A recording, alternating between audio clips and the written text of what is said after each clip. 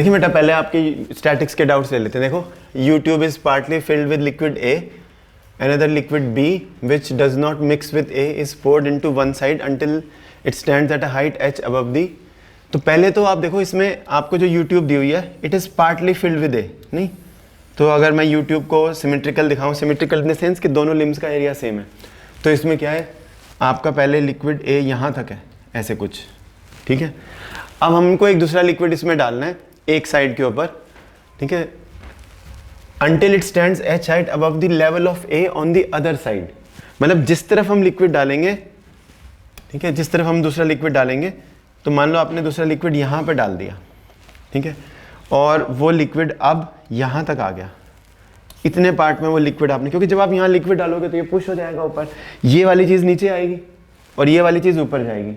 अब क्योंकि liquid incompressible है, ठीक है, तो जितनी हाइट इसकी नीचे जाएगी, मतलब यहाँ पे कोई जितना नीचे ये जाएगा ये उतना ही ऊपर चला जाएगा।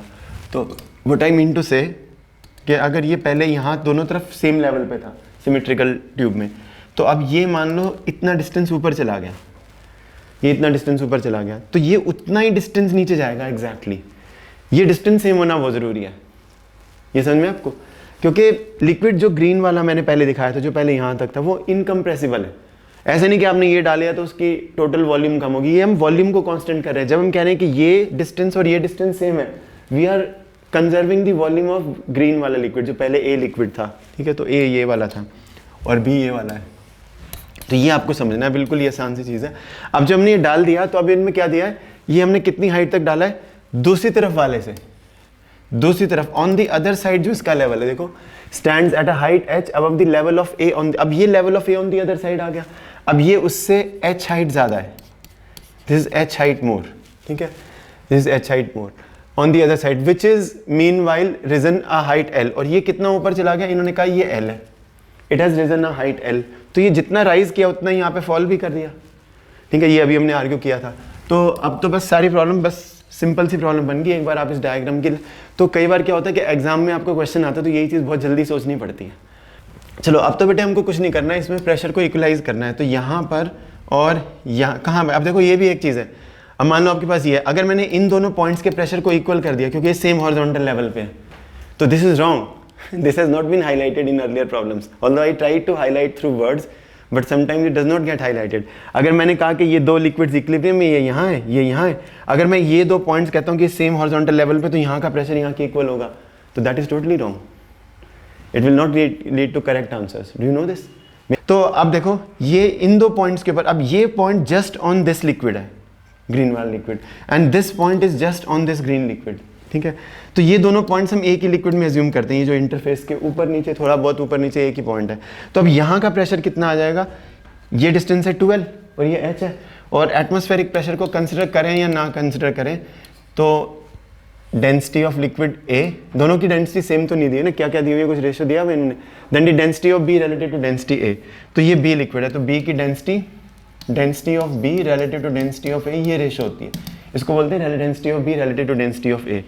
रो B यहाँ पे क्या आएगा, h plus 12 into G, rho G H, क्योंकि ये अब कितना हो गया, ये हो गया h, ये हो गया l, ये हो गया l, ये ज्योमेट्री से पता चल रहा है हमें, ठीक है। और this is equal to pressure on the other side, यहाँ पे प्रेशर वो कितना आएगा, P0 प्लस रो A, ठीक है, G और 12, यहाँ पे 12 आ जाएगा, है ना, L प्लस L। तो ये इक्वेशन बन गई। अब आपके पास क्या है, ये P0 दोनों तरफ से कैंसिल हो गया, G भी दोनों तरफ से कैंसिल हो गया, और density of B upon density of A की रेशियो कितनी आई, 12 अपॉन H प्लस 12, ये आंसर बन जाएगा, ठीक है। तो बिल्कुल ही आसान सी चीज़ें हैं, लेकिन एक क्वेश्चन में हमें कई चीज़ें सीखने को मिलती हैं। A large block of ice, this was easy question, I don't know why you asked, ठीक है, बिकॉज इसको भी थोड़ा सा बस ऐसे ही समझना है।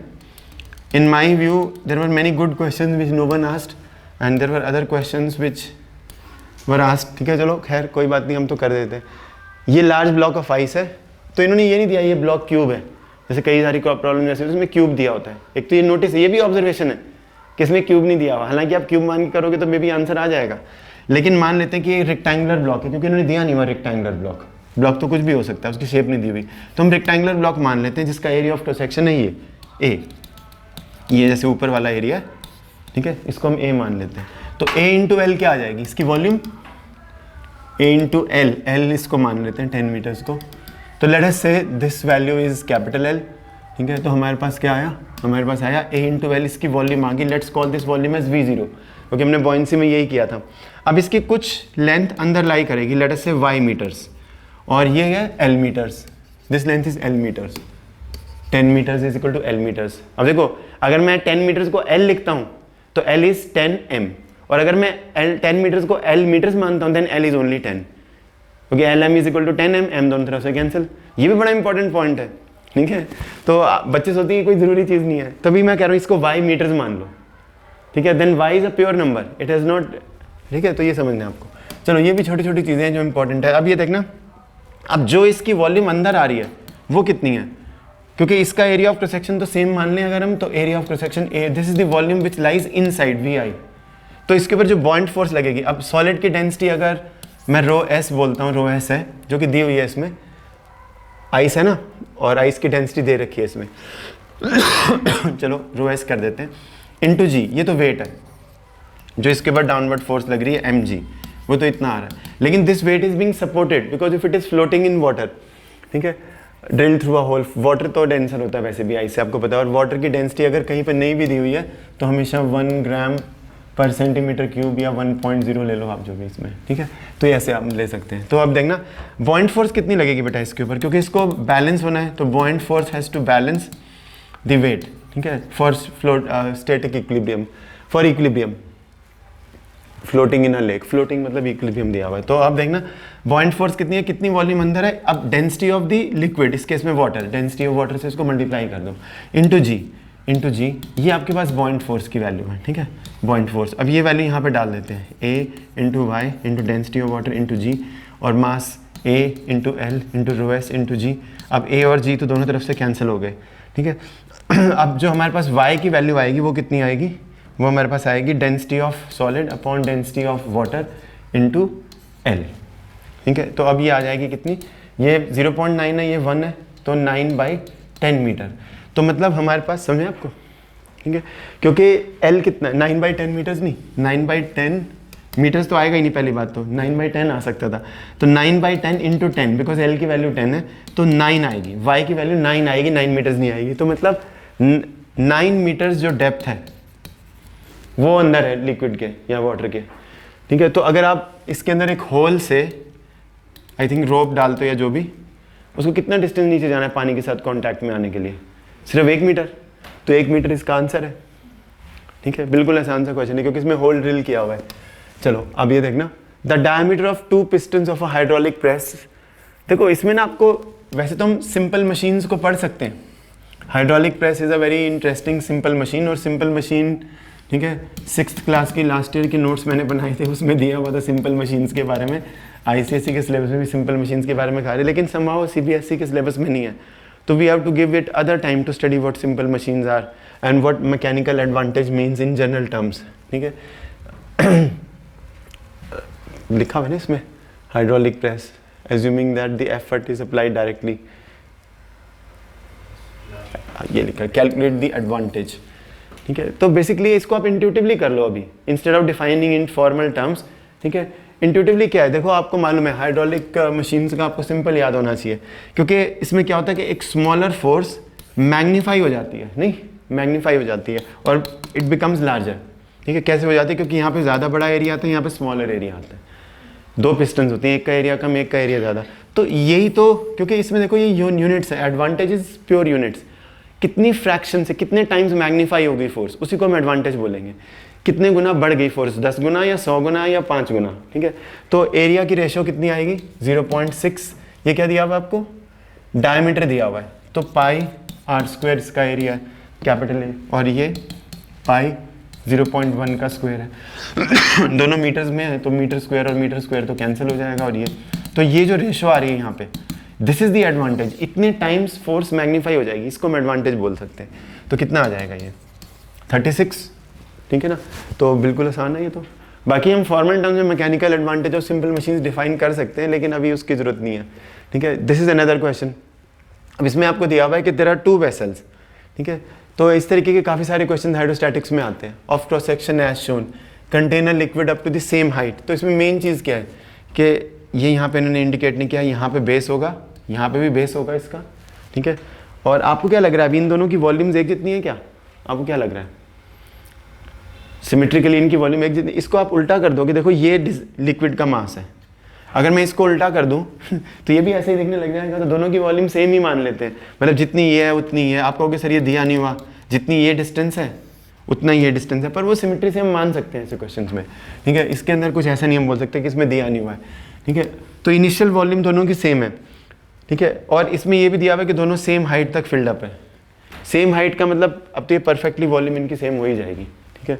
तो अब यहाँ पे प्रेशर कितना आएगा इसके बेस पे? रो जी इंटू एच। और यहाँ पे प्रेशर कितना आएगा? रो जी इंटू एच। तो दोनों सेम आएंगे?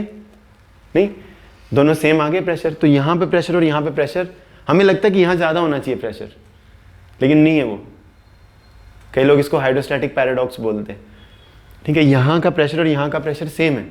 हाँ, अगर मैं ये कहता हूँ कि इसकी बेस के ऊपर जो फोर्स लग रही है, मान लो ऊपर वैक्यूम है, इसकी बेस के ऊपर फोर्स ज़्यादा है क्योंकि प्रेशर सेम है ना, इसकी बेस एरिया ज़्यादा है, ठीक है। तो फोर्स ज़्यादा है, तो ये भी ध्यान से पढ़ना चाहिए कि हमसे क्या पूछा। ये नहीं सोचना आपने कभी क्वेश्चन आ गया आपसे पूछा है मतलब अरेंज दी फोर्स, मान लो 3 वेसल्स दे दी और आपको कहा arrange the force in the decreasing order, और आपने सोचा फोर्स तो सेम ही होती है। फोर्स नहीं सेम होती, प्रेशर सेम होता है अगर हाइट सेम है तो। लेकिन बच्चे यही गलती करते हैं, ध्यान से ना पढ़ना, ठीक है, क्वेश्चंस को। तो ये ध्यान रखो आप क्वेश्चंस और वो सारा ऑब्जर्वेशन जो आप सुन रहे हो, एवरी मोमेंट द इमेजेस और auditory signals which are going into your ears and eyes, उनको बिल्कुल एक केयरफुली काम रह के आपको हर चीज़ ऑब्जर्व करनी है, हर चीज़। तभी वो चीज़ आपकी पर्सनैलिटी में घुसेगी कि आप एक बार क्वेश्चन पढ़ो और उसका करेक्ट मीनिंग आपको समझ में आ जाए। तो इसको प्रैक्टिस करो थोड़ा सा, ठीक है। आप सोच रहे हो वैसे ही मैं बोल रहा हूँ, ठीक है। तो अब देखो बेटे, अब इसमें क्वेश्चन क्या है, ठीक है। इसमें आपसे पूछा है liquid up to the same height, A is the temperature rise as height, ठीक है। यहाँ पता नहीं कुछ लैंग्वेज गलत होगी। टेम्परेचर बढ़ जाता है तो लिक्विड प्रेशर दोनों में कैसे चेंज होगा? इनिशियली तो दोनों में प्रेशर सेम था, अब अगर टेम्परेचर बढ़ता है, if temperature increases, what is going to happen with increase in temperature? ठीक है, देखो दो चीज़ें होंगी, एक तो डेंसिटी के अंदर वेरिएशन आएगी, नहीं इनकी डेंसिटी के अंदर वेरिएशन आएगी, और वॉल्यूम के अंदर भी वेरिएशन आएगी, वो तो हमें पता ही है। अभी इसके अंदर कुछ वॉल्यूम V0 है, कुछ वॉल्यूम V0 है, हमें प्रेशर बताना है। प्रेशर की एक्सप्रेशन बेस पे क्या होती है? किसी भी एक कंटेनर को ले लो, इसी को ले लो, ठीक है। प्रेशर की एक्सप्रेशन है रो जी एच। अब मैं डेंसिटी की क्यों बोल रहा हूँ? बिकॉज जब मैं प्रेशर को बताना है कि वो बढ़ेगा या कम, टेम्परेचर बढ़ने से टेम्परेचर इंक्रीजेस, ठीक है। तो प्रेशर पे इफेक्ट इन दो वैल्यूज, जी तो चेंज होगा नहीं टेम्परेचर बढ़ने से, डेंसिटी ऑफ द लिक्विड और एच चेंज कर सकते हैं। What happens to density? तो डेंसिटी अगर कम टेम्परेचर पे इतनी है, हायर टेम्परेचर पे हमने देखा कि वो जो राइज इन टेम्परेचर अगर डेल्टा टी है तो इतनी हो जाती है डेंसिटी, ठीक है। और व्हाट अबाउट हाइट? हाइट में क्या चेंज आएगा? तो एक्चुअली अभी सिर्फ इसके ऊपर फोकस करो, इस लिक्विड की जो वॉल्यूम है उसको चेंज होना है। The volume of the liquid has to change by certain amount, ठीक है। तो हमने जो थर्मल एक्सपेंशन में पढ़ा, change in volume is equal to original volume into gamma into rise in temperature, यही होता है ना, चेंज इन वॉल्यूम। अब चेंज इन वॉल्यूम की वजह से जो वॉल्यूम का चेंज यहाँ पे आएगा, ठीक है, तो हम थोड़ा सा स्लाइट इंक्रीज मान लेते हैं अभी इसको कि थोड़ा सा ही टेम्परेचर बढ़ा है। वैसे भी गामा की वैल्यूज तो टिपिकली बहुत ही कम होती हैं, ठीक है। तो कहने का मतलब क्या है कि ये एक रफली क्यूबॉइड की शेप आ जाएगी इंस्टेड ऑफ दिस पार्ट। इसको हम रफली स्ट्रेट ही मान सकते हैं, अगर थोड़े से वॉल्यूम चेंज है तो इसको हम थोड़ा सा स्ट्रेट ही मान सकते हैं, ठीक है। क्या दोनों की इनिशियल वॉल्यूम V0 सेम है? वो भी हमने आर्ग्यू किया था कि सेम है दोनों की वॉल्यूम। तो V0 के सेम होने से हम क्या एक्सपेक्ट करते हैं? हम यूँ देखो, अब दोनों अलग अलग कंटेनर्स हैं, ये एक कंटेनर है, दूसरे कंटेनर में क्या आएगा? दूसरे कंटेनर के लिए भी ये तो मैंने कहा था ना, इसके लिए प्रेशर है, प्रेशर ऑन ए साइड, ये प्रेशर ऑन ए साइड है, ठीक है। और ये डेंसिटी ऐसे चेंज हो जाएगी, ठीक है। ये इनिशियल डेंसिटी थी और इनिशियल हाइट थी, मान लो ए की ये थी, ठीक है। अब हाइट को भी, अब जी तो उतना ही रहा, तो अब नया प्रेशर ए के ऊपर कितना आया, ठीक है। तो हाइट में कुछ चेंज होगा। हाइट में चेंज कैसे आएगा? जो वॉल्यूम में चेंज है, देखो अगर यहाँ पे एरिया ऑफ क्रॉस सेक्शन को मैं स्मॉल ए ले लेता, क्योंकि यहाँ पे एरिया ऑफ क्रॉस सेक्शन कम है, यहाँ पे एरिया ऑफ क्रॉस सेक्शन ज़्यादा है, तो चेंज इन हाइट कितना आएगा? जो चेंज इन वॉल्यूम है divide by area of cross section जो यहाँ पर है, ठीक है। तो अब इसका मतलब जो नई हाइट आएगी वो कितनी आ जाएगी? वो आपके पास आ जाएगी, अब इसी से देख लो, हमें वैल्यू कट करने की जरूरत नहीं है, नई हाइट कुछ ऐसे आ जाएगी HA', और दूसरे वाले में क्या आएगा PB', उसमें आपके पास आएगा डेंसिटी तो उसकी उतनी ही चेंज होगी, नहीं डेंसिटी तो उसकी भी वैसे ही चेंज होगी, जी की वैल्यू उसमें भी चेंज नहीं होगी, और एक HB'। अब आपको ये बताना है कि जो HB' है और HA' है, क्योंकि HA' क्या है, जो ओरिजिनल हाइट इसमें थी उसमें जो चेंज इन हाइट हुआ, change in height of A, तो change in height of A किसका ज़्यादा आएगा, खुद ही बताओ, change in height of A किसका ज़्यादा आएगा, क्योंकि दोनों की वॉल्यूम में तो उतना ही चेंज आया, डेल्टा भी तो दोनों के लिए सेम है, सेम आएगा दोनों में डेल्टा भी, क्योंकि ये सेम है ना वॉल्यूम ओरिजिनल। तो लेकिन एरिया किसका ज़्यादा है, इसका एरिया ज़्यादा है, तो इसकी हाइट में कम चेंज आएगा, बिकॉज जिसका एरिया ज़्यादा है उसकी हाइट इन चेंज कम आएगी। तो इसका मतलब ये थोड़ा ऊंचा राइज करेगा, यहाँ पे प्रेशर बढ़ जाएगा, और यहाँ पे प्रेशर थोड़ा सा कम बढ़ेगा, बढ़ेगा तो यहाँ पे भी, लेकिन कम बढ़ेगा, नहीं बताओ, बढ़ेगा यहाँ पे प्रेशर, ठीक है। तो आप देखो, तो अब increase in both A and B आ जाएगा आंसर, ठीक है, क्योंकि यहाँ पे उतनी इंक्रीज नहीं आएगा, यहाँ पे बढ़ेगा लेकिन उतना इंक्रीज नहीं आएगा, ठीक है, इसमें ज़्यादा इंक्रीज आ जाएगा। तो increase in both A and B, but increase in A is more may be, ठीक है, ये हम कर सकते हैं। तो इसमें अभी इतना ही डिस्कशन बहुत है, ठीक है, आगे चलते हैं, बस इतना ही था इसमें स्टैटिक्स में। देखो ये एक सिलिंड्रिकल वेसल है, ठीक है, इसमें VA की कोई, cylindrical vessel contains a liquid of density rho, ये लिक्विड ऑफ डेंसिटी रो है, up to a height H, the liquid is closed by a piston of mass m and area of cross section is, there is a small hole at the bottom of the vessel, the speed with which the liquid comes out of the hole is। तो बेटा इसमें देखो simple, क्योंकि mostly जो area of whole है, देखो कई बार आपको दिखा नहीं होता कि पिस्टन का एरिया यूजुअली होल के एरिया से ज़्यादा ही होता है, अदरवाइज हम इक्वेशन ऑफ कंटिन्यूटी यूज़ करके यहाँ पे वेलोसिटी ऑफ फ्लक्स निकाल सकते हैं, क्योंकि यही तो हमें करना है वेलोसिटी ऑफ फ्लक्स निकालनी है इसमें आपको, ठीक है। तो वेलोसिटी ऑफ फ्लक्स यूजुअली हम ऐसे लिखते हैं ना, √2gh, यूजुअली हम ऐसे लिखते हैं, लेकिन वो तो रेगुलर डेरिवेशन थी। अब यहाँ पे अगर हम ध्यान से देखें, ठीक है, तो कि यहाँ पे किस तरीके से हम करेंगे, आप इसमें ये आप इसके अंदर आपको बताना है the speed with which the liquid comes out of the hole. तो स्पीड लिक्विड कम्स के लिए कैसे करना है, आप इसके अंदर बर्नौली थ्योरम लगा दो।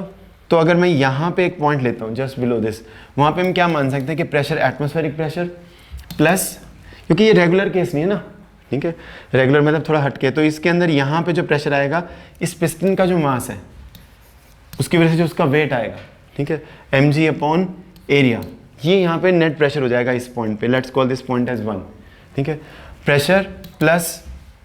अब बर्नौली थ्योरम अप्लाई करने के लिए आपको एक रेफरेंस लेवल चूज करना होता है, तो जहाँ पे ये होल है बॉटम में उसी को हम रेफरेंस लेवल मान लेते हैं, चाहे बिल्कुल इस कंटेनर के बेस के साथ ले लो, इस होल की हाइट तो 0 ही आ जाएगी, ठीक है।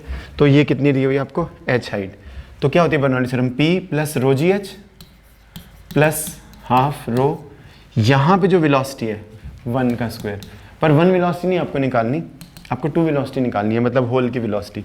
तो वहाँ पे प्रेशर कितना है, because it is open to the atmosphere, P0 plus ρgh, अब इसकी हाइट तो 0 ही है, तो सेकंड टर्म बर्नौली थ्योरम में ρgh वाली तो इसके अंदर 0 आ जाएगी, plus half rho velocity in the hole ले लेते हैं, या V2 ले लेते हैं, VH स्क्वायर।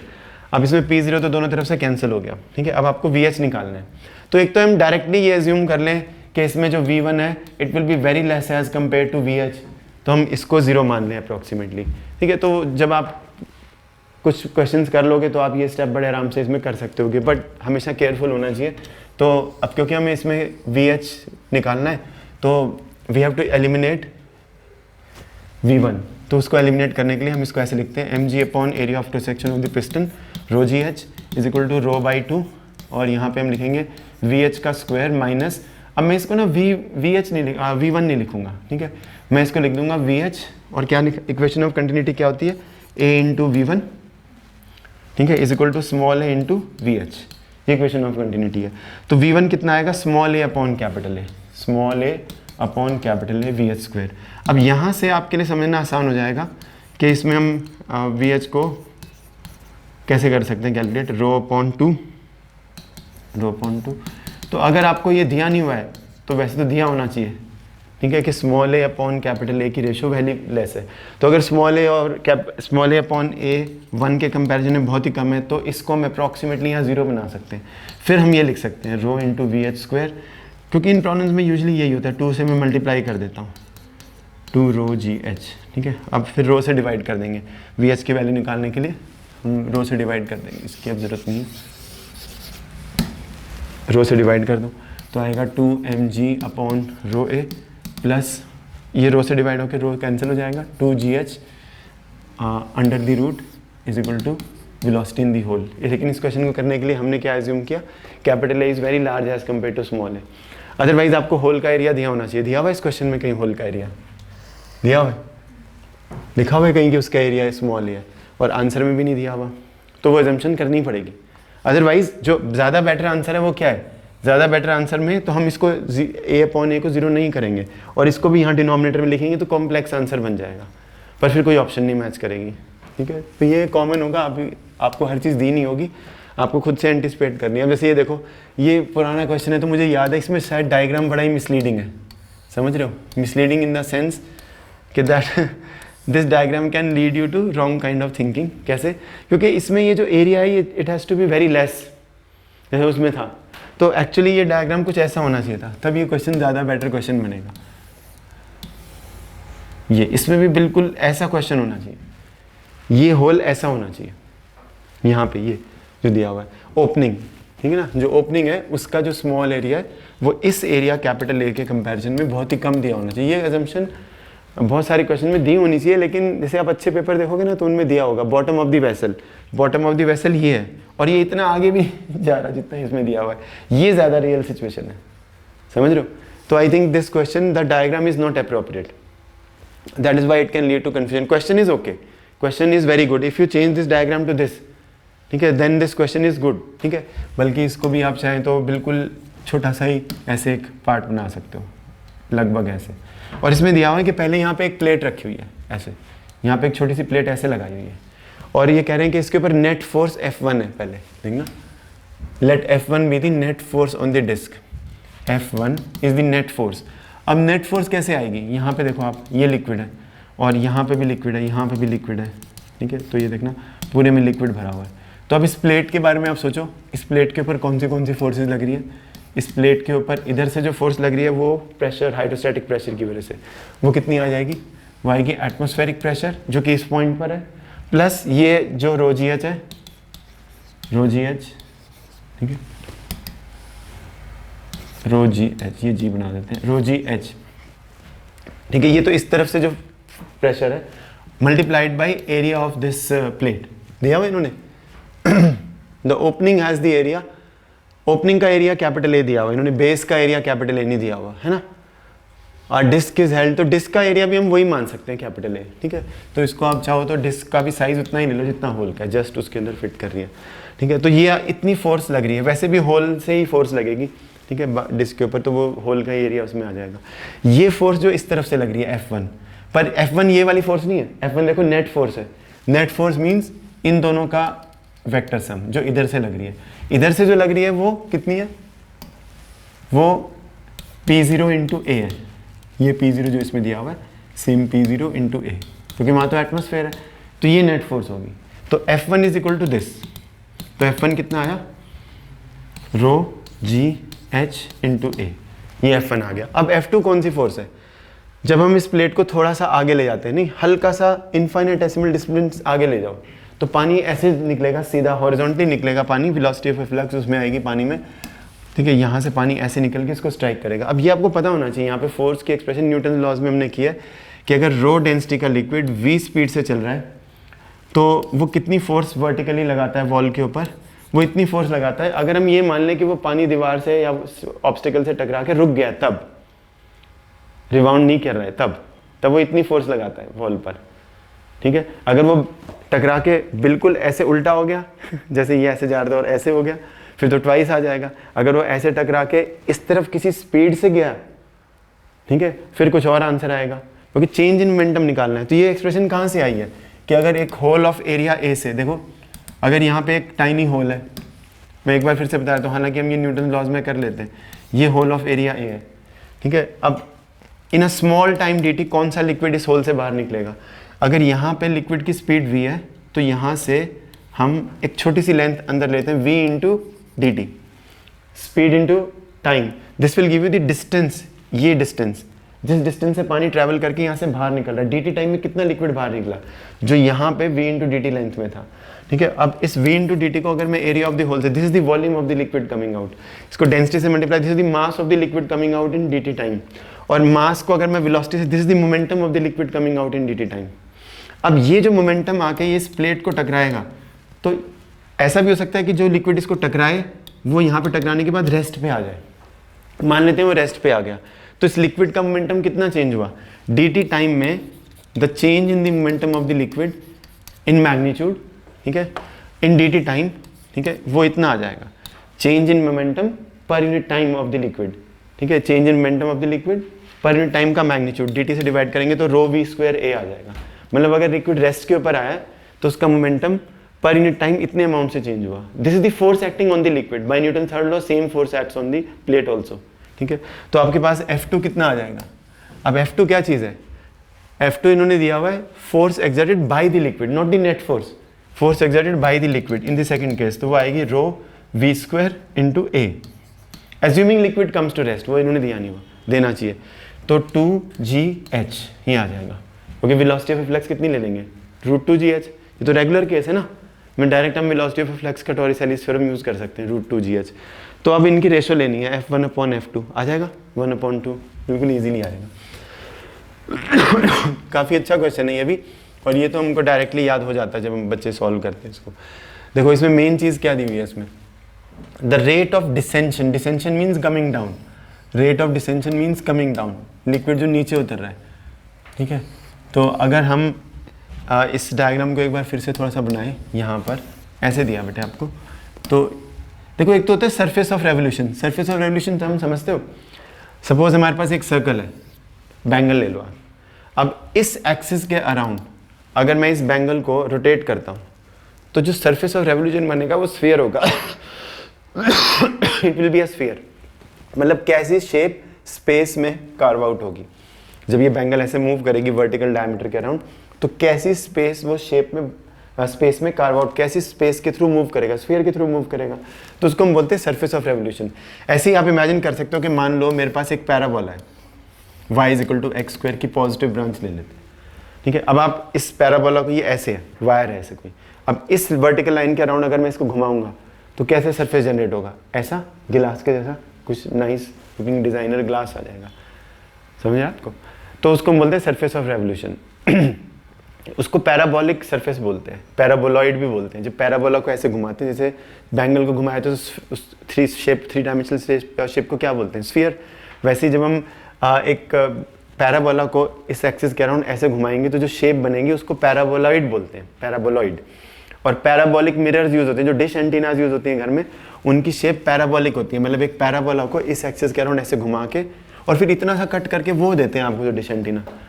कनकेव नहीं होती उनकी शेप, जैसे कनकेव मिरर होता है, देखने में डिश एंटीना कनकेव मिरर के जैसी लगती हैं, पर कनकेव मिरर तो स्फीयर का पार्ट है, और जो डिश एंटीना है वो पैराबोलॉइड का पार्ट होती है, ठीक है, पैराबोलॉइड शेप का। वो ज़्यादा अच्छा फोकस करती हैं, वो सारी रेज को एक जगह पे ले जाते हैं, जो भी रेज उसके ऊपर आ रही हैं बहुत दूर से इन्फिनिटी से, उन सब रेज को एक पर्टिकुलर पॉइंट पे, कनकेव मिरर एक पॉइंट पे नहीं ले जाएगा जो rays parallel to the principal axis आ रही है। So parabolic mirrors are better, ये पैराबोलिक शेप्स। चलो खैर, ये तो वैसे ही मैंने आपको समझाया क्योंकि सब चीज़ें एक दूसरे से लिंक है। अब ये देखो आप, ये आपको बताया नहीं हुआ ये कौन सी शेप है, कि ये पैराबोला है या कोई और शेप है, आपको मालूम ही नहीं। बल्कि आंसर्स को देख के आप देखो y = some constant into x की कोई पावर आएगी, मैक्सिमम आप यही सोच सकते हो कि लेकिन हम पॉजिटिव ब्रांच को भी घुमा सकते हैं, तो हमें मालूम नहीं, ठीक है। लेकिन ये देखो, ये अगर मैंने xy प्लेन में एक कर्व बनाया, अभी इस कर्व को ही ऐसे घुमा के ये कंटेनर की शेप बनी है, ठीक है, लेकिन इसकी इक्वेशन आएगी कोई y is some function of x, और ये कोई भी अगर मैं पॉइंट ले लूँ यहाँ पर, और अगर मैं ऐसे एक पार्ट लूँ, ठीक है, इस तरीके से, तो क्योंकि हमने रिवॉल्यूशन किया तो ये सर्कल बनेगा, क्योंकि ये डिस्टेंस तो कुछ फिक्स्ड होगा ना। अब जब आप इसको इस एक्सिस के अराउंड घुमाओगे तो एक सर्कल जनरेट होगा, ये पॉइंट एक सर्कल में जाएगा, ठीक है। अब इस सर्कल का जो रेडियस आएगा वो कितना आएगा, जो इस पॉइंट का x कोऑर्डिनेट है, इसके कुछ x और y कोऑर्डिनेट्स है जो इस इक्वेशन को सेटिस्फाई करते हैं, ठीक है, जो भी इस ग्राफ की इक्वेशन है। अब इन्होंने कहा है रेट ऑफ डिसेंशन, डिसेंशन मतलब ये इसकी हाइट मान सकते हैं y, तो रेट ऑफ डिसेंशन है rate of change of y with respect to time. ये तो एक नेगेटिव क्वांटिटी है, ठीक है। अगर आप चाहें तो rate of descension positive quantity होनी चाहिए इस केस में, rate of change of y बोलते तो dy बाई dt लेते, rate of decrease of height बोलते हैं, rate of descension means rate of decrease of height, वो माइनस dy बाई dt होगा, क्योंकि it has to be positive because height is decreasing at the rate of 1 centimetre per second और minus 1 centimetre per second. क्या बोलना चाहिए, height is decreasing at the rate of 1 centimetre per second या height is decreasing at the rate of minus 1 centimetre per second? Height is decreasing at the rate of 1 centimetre per second and height is changing at the rate of minus 1 centimetre per second. ठीक है, तो अगर मैं minus नहीं लगाता तो this is the rate of change of height with respect to time, अगर मैं माइनस लगाता हूँ this is the rate of decrease of height with respect to time, ये पॉजिटिव हो जाएगा। ठीक है चलो खैर ये कैलकुलस का पॉइंट और ये इंपॉर्टेंट होता है, कहीं नहीं तो आपकी प्लस माइनस में गलतियाँ आती रहेंगी। ठीक है, then the surface of the jar is the surface of revolution of, तो इन्होंने बोला है कि आपको बेसिकली इस कर्व की इक्वेशन निकालनी है। ठीक है, ये जो जार बना है कैसे बना, तो इन्होंने मेन चीज़ क्या दी है, is independent of the level of the liquid, पानी चाहे कितना भी है या लिक्विड कितना भी है, पानी नहीं है लिक्विड कितना भी है, जो रेट ऑफ डिसेंशन है मतलब ये जो क्वांटिटी है ये y पे डिपेंड नहीं करती, जब y 10 सेंटीमीटर था तो भी ये उतनी थी, जब y 5 सेंटीमीटर हो जाएगा तो भी ये उतनी हो जाएगी, ये इन्होंने दिया हुआ, it is independent of y। लेकिन ये वैल्यू कितनी है, अगर आपने डेरिवेशन देखी है, कितने लोगों ने किया, आप लोगों ने किसी ने किया इस क्वेश्चन को, अगर आपने डेरिवेशन देखी थी जो मैंने उसमें था ना, time taken to decrease the height from h dash to h था ना एक, कि यहाँ पे हमने एक होल कर दिया, इसमें होल ही तो किया हुआ है, तो जब पानी निकलता है ठीक है होल में से, तो उसकी जो डेरिवेशन थी अगर वो आपने किया तो ये बड़े आराम से कर लोगे। तो अगर मान लो यहाँ पे एक होल है, ऐसे दिया ना बॉटम, दिया हो ना बॉटम में से hole, liquid is where the rate of descension is independent of the liquid, hole is made at the bottom है ना, तो यहाँ पे मान लो आपने होल कर दिया, तो इस होल से जब पानी निकलेगा तो एज्यूमिंग कितनी वेलोसिटी से पानी निकलेगा, एज्यूमिंग टॉरिसेलीज थ्योरम √2g/, इतनी वेलोसिटी से पानी निकलेगा यहाँ से, वेलोसिटी ऑफ ए फ्लक्स। ठीक है, और जो पानी निकला ये तो वेलोसिटी है, उसकी वेलोसिटी को अगर मैं एरिया ऑफ होल से मल्टीप्लाई कर दूँ, ठीक है, this gives you the volume coming out per unit time, क्योंकि अगर इतनी वेलोसिटी से चल रहे हैं तो जो पानी इतनी स्पीड से चल रहा है वो dt टाइम में इतना डिस्टेंस ट्रैवल करेगा, और ये क्या है, this is the volume coming out, distance into area, ये यहाँ पे नीचे होल के ऊपर छोटा सा सिलेंडर बन गया v dt लेंथ का, ये v है, v dt, ये v dt लेंथ है इनटू एरिया, तो ये इसकी वॉल्यूम है, this is the volume coming out in dt time. पर अगर मैं कहता हूँ कि volume coming out per unit time कितनी है, volume coming out per unit time, तो volume coming out per unit time में dt नहीं आएगा, this is the volume coming out in dt time, और पर यूनिट टाइम क्योंकि dt time में इतनी वॉल्यूम आई तो पर यूनिट टाइम इतनी आई। ठीक है, तो dt into a rather a √2g/, into this is the volume flowing out per unit time, mass flowing out per unit time is this। ठीक है, अब मोमेंटम कितना निकल रहा है बाहर वो भी हम निकाल सकते हैं, इसको वेलोसिटी से बाहर निकाले, पर मास फ्लोइंग आउट को लिख लो या वॉल्यूम फ्लोइंग आउट को लिख लो, वो भी बहुत है, क्योंकि जितनी वॉल्यूम यहाँ से निकल रही है, इस होल से निकल रही है, उतनी वॉल्यूम यहाँ पे ऊपर कम भी तो हो रही है ना, उसी की वजह से तो y का लेवल नीचे जा रहा है, तो वहाँ पे वॉल्यूम कितनी कम हुई, जितनी वॉल्यूम यहाँ से निकली पर यूनिट टाइम पर सेकेंड, जितनी वॉल्यूम यहाँ से निकली यहाँ पे वॉल्यूम कितनी कम हुई बताओ। ठीक है, change in height of y, ठीक है, जो change in height of y है ये तो नेगेटिव क्वांटिटी है, इसको पॉजिटिव बनाने के लिए मैं अब ये पॉजिटिव हो गया, change in height of y, और यहाँ पे जो एरिया ऑफ क्रॉस सेक्शन है देख रहे हैं आपको, जो यहाँ पे एरिया ऑफ क्रॉस सेक्शन है, कितना एरिया ऑफ क्रॉस सेक्शन वहाँ पर πx², ये एरिया ऑफ क्रॉस सेक्शन है, आएगा समझ में। ठीक है, अब इसको हम ऐसे कर देंगे, अब हम क्या चाहते हैं, this is the volume coming out in dt time. ठीक है, तो हम इसको ऐसे कर देते हैं, आपको रेट ऑफ डिसेंशन करना है, तो रेट ऑफ डिसेंशन करने के लिए क्या करोगे, dy/dt को हमें इंडिपेंडेंट करना है ना, तो इसकी यूनिट्स क्या है, ये तो वॉल्यूम है, देख रहे हैं आपको, this is volume coming out in dt time, dy ये पूरा volume coming out in dt time है, और ये क्या है, volume coming out per unit time, इन दोनों की डायमेंशन सेम नहीं है, ये समझ पा रहे हैं आपको। ऐसे ले लेते हैं कि इसका लेवल ऊपर से नीचे dt टाइम में आया, तो dt टाइम में यहाँ से कितना लिक्विड निकला, इतना, और यहाँ पे कितना लिक्विड, ये कितना वॉल्यूम आ जाएगी अप्रॉक्सीमेटली, सिलेंडर मान लें इसको, तो ये आ जाएगी dy × πx²। अब ये ठीक हुई यहाँ पे dt लगाने के बाद, जो डायमेंशन सेम नहीं थी। अब हमको क्या करना, आगे ना समझ में, क्योंकि ये यहाँ से यहाँ dt टाइम में गया है, ठीक है तो dt टाइम में कितना लिक्विड निकला यहाँ से ये, और dt टाइम में यहाँ कितनी वॉल्यूम कम हो गई उतने अमाउंट से, तो दोनों वॉल्यूम को सेम कर दिया हमने, तो अब आप इस dt को यहाँ लिख सकते हो, नीचे यहाँ पे लिख सकते हो dt को। तो अब ये चीज़ को आपको इंडिपेंडेंट करना है, ठीक है, upon pi x square is equal to minus d y by d t. इन्होंने दिया है minus d y by d t is equal to some constant, क्योंकि दिया ना d y by d t is independent of the is constant, तो बस वो दिया हुआ है कॉन्स्टेंट, इसको कॉन्स्टेंट बना लो, बस हो गया। अब क्या आएगा इसमें, स्क्वेयरिंग बोथ साइड से 2g y square upon pi square x की power 4 is equal to constant square. तो इसमें ये सब ये सब ये सब ये सब तो कांस्टेंट है, तो अगर मैं इस सब को सारे को मिलाकर ऐसे लिख दूं तो ये तो आप कंफ्यूज नहीं होंगे, क्योंकि उस पाई स्क्वायर इससे मल्टीप्लाई हो जाएगा सी स्क्वायर से, और 2gy भी नीचे चला जाएगा, ए भी नीचे चला जाएगा, ए स्क्वायर भी नीचे चला जाएगा, वो सारा मिला के हम उसको के कर देंगे कांस्टेंट, तो ये वाला पार्ट आ जाएगा आंसर। आ जाएगा समझ में? बिल्कुल ही आसान सा क्वेश्चन है, लेकिन काफ़ी अच्छा क्वेश्चन है ये तो डायरेक्ट आपको याद हो जानी चाहिए। ये मत सोचो कि पेपर में आपको कोई देख रहा है और आपको सारे डिराइव कर रहे हैं, no one is watching you there, you have to just remember the answer, ठीक है। लेकिन रीजनिंग याद इसलिए रखनी है क्योंकि अगर क्वेश्चन चेंज होकर आ गया तो आपको आना चाहिए। ऐसा मैंने कोई स्टूडेंट नहीं देखा है जिसने बस क्रैमिंग करके बहुत अच्छा रैंक ले लिया हो, ठीक है। जो टॉप रैंकर होते हैं ना उनको थोड़ी सी अंडरस्टैंडिंग होती है हमेशा, पर उनकी मेमोरी भी बहुत अच्छी होती है।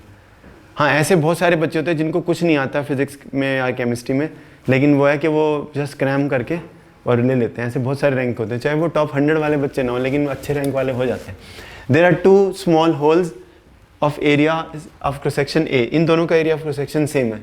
On the opposite side of the tank containing liquid of density rho, the difference in the height between the holes is h, the tank is resting on a smooth horizontal surface. यहाँ पे friction नहीं है, मतलब horizontal force which will have to apply to keep the tank fix. देखो बेटे, अब मान लो ये होल नहीं है, यहाँ से कुछ मोमेंटम जाता है पर unit time, law of conservation of momentum लगाओ, यहाँ से कुछ मोमेंटम निकला, सपोज ये होल नहीं है, मान लो ऊपर वाला सिर्फ ये होल है, तो यहाँ से जब लिक्विड निकलेगा, यहाँ से जब लिक्विड निकलेगा तो पर यूनिट टाइम कितना मोमेंटम निकला, उतनी इसके ऊपर एक फोर्स वापस उस तरफ लगेगी, ठीक है। तो लेट अस कैलकुलेट कि यहाँ से कितना मोमेंटम, वो तो अभी मैंने आपको कई बार करके दिखा दिया। dt टाइम में कितना लिक्विड निकल जाएगा, √2gh1। तो मान लेते हैं कि ये जो हाइट है ये h1 है, ठीक है। इतनी वेलोसिटी ऑफ फ्लक्स होगी, यहाँ से जो वेलोसिटी निकल रही है, और इस होल के एरिया को स्मॉल है मान लो, this is volume coming out per unit time, ठीक है। Volume flowing out per, this is the mass flowing out per unit time, और इसको वेलोसिटी से भी मल्टीप्लाई कर दें तो ये आ जाएगा, वेलोसिटी तो √2gh1 है ना, so this is the momentum coming out per unit time. तो momentum coming out per unit time from this hole has this magnitude, और ये मोमेंटम किस डायरेक्शन में, इस तरफ, तो इसके ऊपर जो रिकॉयल फोर्स लगेगी वो भी तो इतनी आएगी, क्योंकि ये तो फोर्स है ना, तो इस कंटेनर पे इतनी फोर्स ऑपोजिट डायरेक्शन में लगेगी।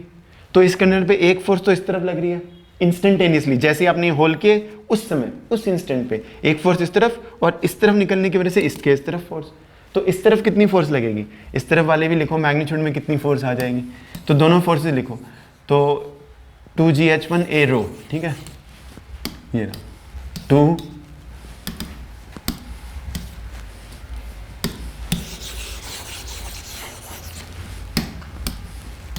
2gh1 a रो, ये फोर्स तो लगी इस तरफ कंटेनर पे, इंस्टेंटली बोलना होता है, इंस्टेंटली मतलब जैसे ही बोल के उस समय, थोड़ी देर बाद नहीं, आधे सेकंड के बाद भी सिचुएशन बदल जाएगी, ठीक है, उस इंस्टेंट पे, ठीक है।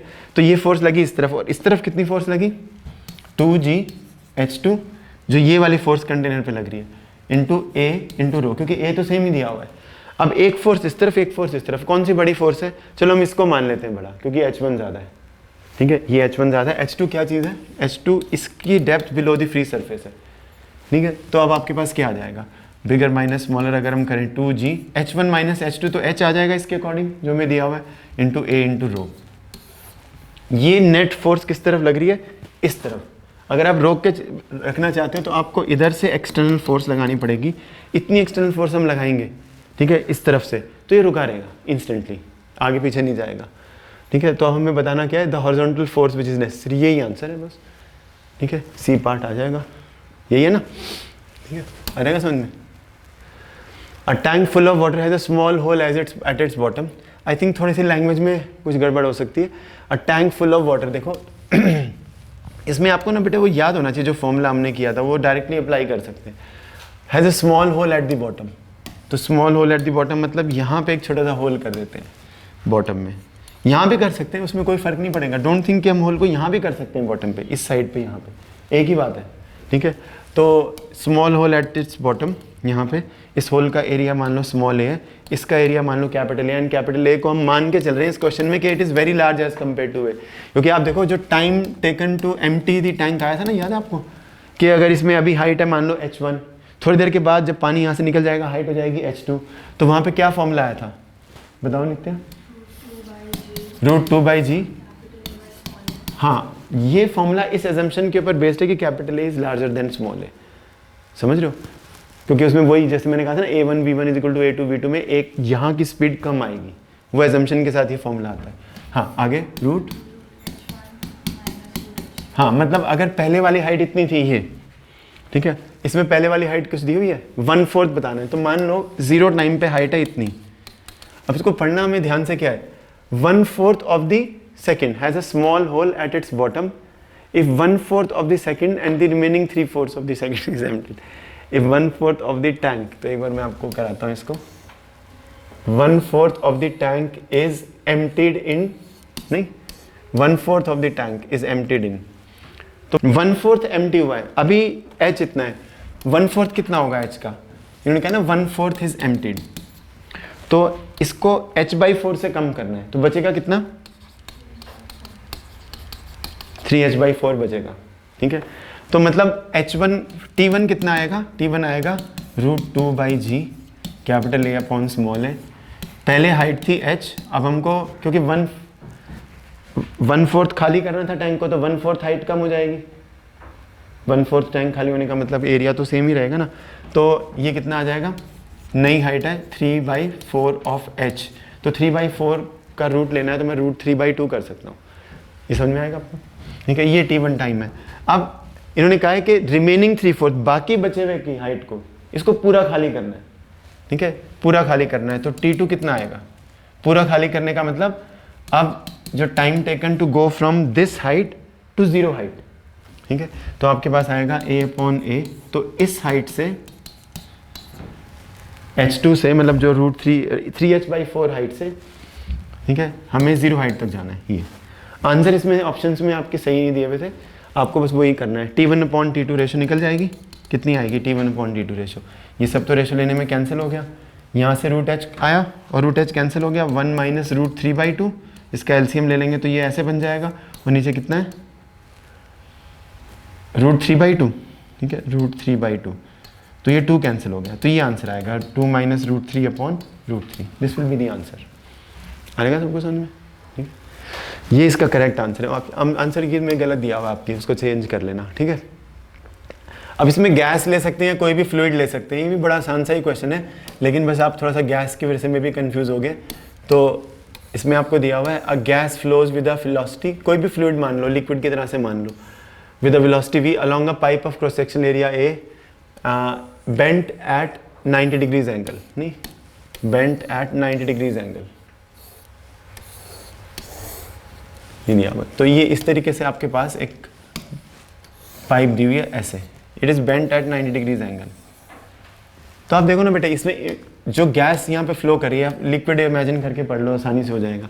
पहले ऐसे फ्लो हो रहा था और अब ऐसे हो रहा है, मतलब just before encountering this point, उसके dt टाइम पहले वेलोसिटी इस तरफ थी और अब वेलोसिटी इस तरफ हो गई, स्पीड नहीं चेंज हुई, दिया हुआ इसमें स्पीड चेंज का, ठीक है। तो इसमें आपको लैंग्वेज से समझना है कि वेलोसिटी का मैग्नीट्यूड है v, ठीक है, cross sectional pipe at an angle of what force does the, तो यहाँ से यहाँ गैस की मोमेंटम चेंज हुआ, ठीक है। तो गैस का जो मोमेंटम में चेंज हुआ अब ये वही प्रॉब्लम है जो मैंने आपको कहा था कि प्लेट के साथ लिक्विड एक तो टकरा के रेस्ट पे आ गया और एक वो इस तरफ मूव करने लगा, लिक्विड ऐसे आ रहा था, ऐसे टकराया, अब उसकी फाइनल वेलोसिटी इस तरफ, यहाँ पे v1 स्पीड से टकरा रहा था और यहाँ पे v2 स्पीड से टकरा रहा है। तो अब हमने जो पहले किया था उसमें v2 को हमने 0 मान के किया था, ठीक है, लेकिन अगर v2 नॉन जीरो है तो आपको फिर फाइनल मोमेंटम में से इनिशियल मोमेंटम को माइनस करना पड़ेगा,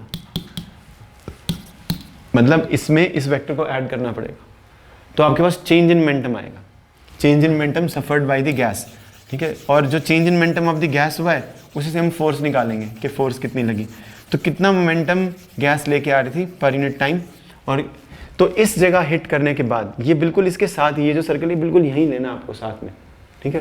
तो कितनी मोमेंटम लेके आई गैस, हम ऐसे बोल सकते हैं कि रो इंटू एस, एस दिया इसमें area of cross section, rho into S into V square, this the momentum coming per unit time to this point, यहाँ आगे हिट किया और ऐसे आ गया, और मोमेंटम गोइंग अवे कितना आया, वो भी इतना आया। स्पीड को अगर हम कांस्टेंट मान लें तो ये तो पता चल जाएगा, ठीक है।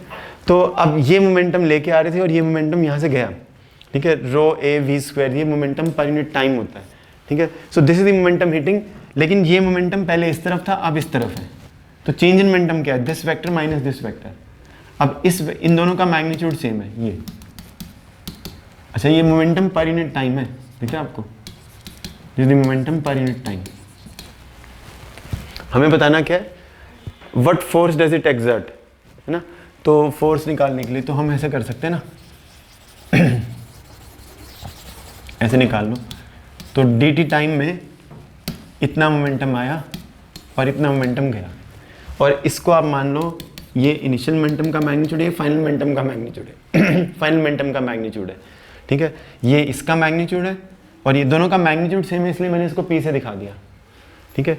तो अब इन दोनों वेक्टर्स का रिजल्टेंट कितना आएगा, √2 टाइम्स p, बताने की जरूरत तो नहीं है क्योंकि इस वेक्टर में से इस वेक्टर को माइनस करोगे तो इस वेक्टर का नेगेटिव आपको इसके साथ ऐड करना पड़ेगा, इसका भी मैग्नीट्यूड p, इसका भी मैग्नीट्यूड p, इन दोनों का रिजल्टेंट आएगा √2 टाइम्स p, तो √2 टाइम्स इन दोनों में से किसी का भी magnitude, this is the change in momentum in dt time, and change in momentum per unit time कितना आएगा, √2 रो एस वी स्क्वायर, ये वाला पार्ट, ठीक है। तो ये बिल्कुल आसान है, एक बार अगर आपने बेसिक समझाई तो न्यूटन लॉज में आ जाता है।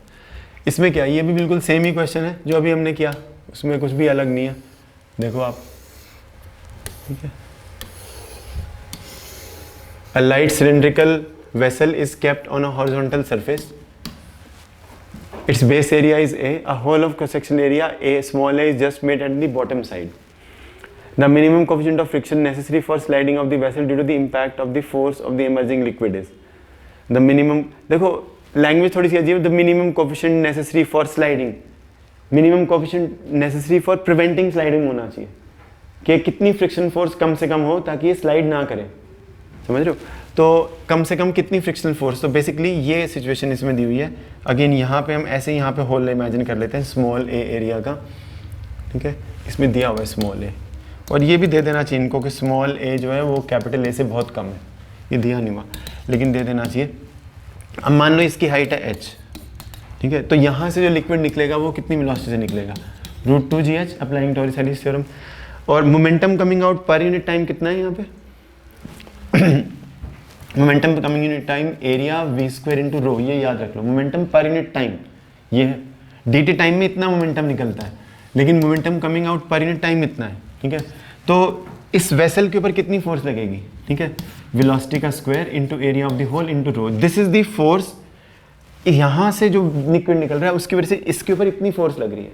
अब हम चाहते हैं कि जब ये इस तरफ जाने की कोशिश करे तो फ्रिक्शन फोर्स उसको बैलेंस करे, और फ्रिक्शन फोर्स होती है म्यू टाइम्स एन, और एन इस केस में हम mg के इक्वल मान सकते हैं कि नहीं, एन इस केस में हम mg के इक्वल मान सकते हैं। m कितना आएगा, मास, इसकी वॉल्यूम कितनी है, जो बड़े वाली बेस का एरिया है ये कैपिटल ए इंटू हाइट, ये तो वॉल्यूम होगी, और डेंसिटी से मल्टीप्लाई कर देंगे तो मास आ जाएगा, जी से मल्टीप्लाई करने को तो वेट आ जाएगा, और म्यू टाइम्स एन कर देंगे तो आपके पास फ्रिक्शनल फोर्स आएगी। तो हम चाहते हैं कि कम से कम स्टैटिक फ्रिक्शन का कोफिशिएंट इतना हो जाए कि ये और ये बैलेंस हो जाए, इससे आपके पास आंसर बन जाएगा। इस क्वेश्चन में कुछ भी नहीं है। अब इसमें रो दोनों तरफ है, ठीक है, और जी भी दोनों तरफ आ जाएगा क्योंकि 2GH रो बन जाएगा, और यहाँ पे mu s capital A h into rho, h into rho into g, तो h into rho into g, h into rho into g, तो म्यू एस की वैल्यू इससे बड़ी है तो भी काम चलेगा, लेकिन कम से कम इतनी तो होनी ही चाहिए, ठीक है। तो ये होना चाहिए the minimum coefficient of friction necessary for preventing the sliding of motion. यहाँ में प्रिवेंटिंग वर्ड मिसिंग है, लेकिन वो कॉमन सेंस से समझ में आ जाता है। आई थिंक ये बहुत ही ईजी क्वेश्चन है, सिर्फ मैंने इसीलिए इसको वर्कशीट में डलवा दिया क्योंकि इसका मैंने आपके पास सोल्यूशन नहीं भेजा, बिकॉज अदरवाइज ये क्वेश्चन बहुत ही ईजी है. It is not worthy of being discuss in the class because we have done all the questions of this type. But whoever sent me the doubt, I have to sort them out. A square hole of side length L is made at a depth of y. तो यहाँ से y distance के ऊपर तो हमने एक square hole बनाया, ठीक है, L लेंथ का स्क्वायर होल बनाया. And a circular hole is made at a depth 4y. Okay, तो इसको हमें थोड़ा ज़्यादा दिखाना पड़ेगा, तो हम यहाँ पे सर्कुलर होल दिखा देते हैं. यहाँ पे हम सर्कुलर होल दिखा देते हैं, ऐसे सर्कुलर होल, और इसको हम 4y बना देते हैं, ठीक है. और यहाँ से y डिस्टेंस के ऊपर हम स्क्वायर होल दिखा देंगे. तो ये मतलब इजी क्वेश्चन है मेरे ख्याल से. ये स्क्वायर, इसका एरिया लिख दो. स्क्वायर होल का क्या पूछा इन्होंने, डायमीटर या रेडियस? Then the radius. तो इसके रेडियस को अगर मैं r मान लूँ तो इसका एरिया स्मॉल है, इतना आ जाएगा, ठीक है. इसको स्मॉल a1, इसको स्मॉल a2, दोनों स्मॉल है, ठीक है. दिया नहीं हुआ लेकिन एज्यूम करना है. If the equal amount of water comes out through the holes पर सेकंड, तो वॉल्यूम फ्लोइंग आउट पर सेकंड कितनी होती है? तो जो वेलोसिटी ऑफ फ्लक्स यहाँ पे है, ठीक है, ये 1 है, ये 2 है, ये 2 है, तो velocity of flux is √2g, और इसकी डेप्थ कितनी है y, √2gy, ठीक है. ये तो वेलोसिटी ऑफ फ्लक्स है. वेलोसिटी ऑफ फ्लक्स को अगर मैं इसके एरिया से मल्टीप्लाई कर दूंगा, सो this is the volume coming out per unit time from this, ठीक है. तो ये आ जाएगा √2gy इंटू एल स्क्वायर, और volume coming out from this पर यूनिट टाइम वो आ जाएगी √2g 4y, ठीक है, is equal two into πr square. ये बन जाएगा. बस अब तो बड़ा आसानी से हो जाएगा क्योंकि √2gy दोनों तरफ से ख़त्म हो गया, और ये आया L square is equal to 2 times πr square. अब हमें r निकालना है, तो r कितना आएगा, L/√2π, ठीक है. ये आ जाएगा आंसर. आसान है, कुछ भी नहीं है इसमें तो, ठीक है. Okay, what about this? देखो इन क्वेश्चंस में एक और क्वेश्चन भी था ऐसा ही ना, टैप वाला था ना, शायद आपके पास था क्या? नहीं था, ठीक है. तो मैं आपको बताता हूँ, कई बार ये क्वेश्चन आता है तो ये थोड़ा सा ना, क्योंकि हाइड्रोस्टैटिक्स थोड़ा सा एडवांस्ड और हाइड्रोडायनेमिक्स थोड़े से एडवांस टॉपिक्स हैं, इनमें काफ़ी सारी चीज़ें होती हैं, मतलब जो कि आप लोग इस लेवल पे नहीं पढ़ते हो. आई think this is the last in dynamics, ठीक है. तो इस क्वेश्चन में भी ऐसा ही कुछ है, ठीक है, क्योंकि क्वेश्चन थोड़ा सा अलग ही लैंग्वेज से है.